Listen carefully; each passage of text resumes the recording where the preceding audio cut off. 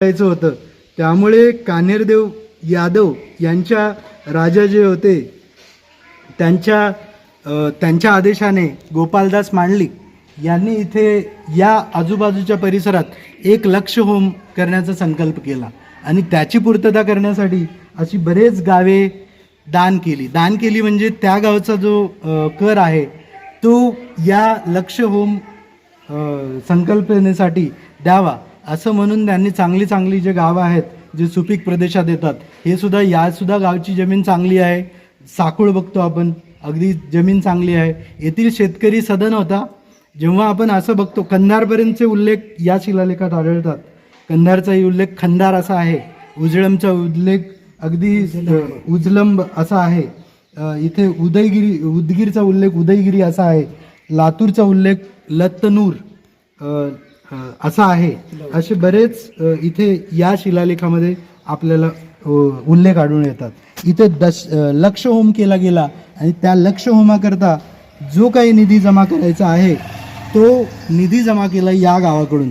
आणि जेव्हा इथे 1,00,000 होम झाला तेव्हा कान्हेरदेव यादव या ठिकाणी प्रेझेंट होते. त्यांनी या गावाला नाव दिलं. इथं आपण या गावामध्ये कान्हेश्वरांचं मंदिरसुद्धा आहे असं सुद्धा सांगितलं जातं. अगदी महादेवांचं मंदिरसुद्धा आहे. आज त्याचा जीर्णोद्धार झालेला आहे. नंतर यवनांचा काळ आला आणि बरेच मंदिरं पाडले गेले, त्याच्यात तेही मंदिर उद्ध्वस्त झालं असेल असं वाटतं. पण या गावची महती फार आहे असं मला वाटते, कारण आज मराठी भाषेला अभिजात दर्जा आहे आणि हा शुद्ध देवनागरी लिपीतील मराठी संस्कृत यांचं मिश्रण असलेला अगदी स्पष्ट स्वरूपातील 34 ओळींचा शिलालेख. आपण जर ओळी काउंट केला तर 34 ओळी आणि अशा इथेच काही ओळी आपल्याला अगदी स्पष्टपणे इथे आढळून येतात.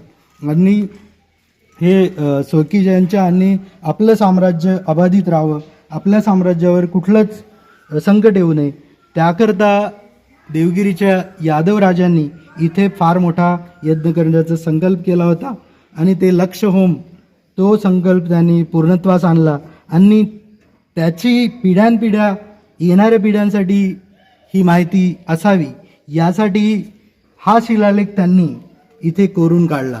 आणि अगदी हा शिलालेख म्हणजे अगदी इतिहासाचा ठेवा आहे आपल्या महाराष्ट्राचा.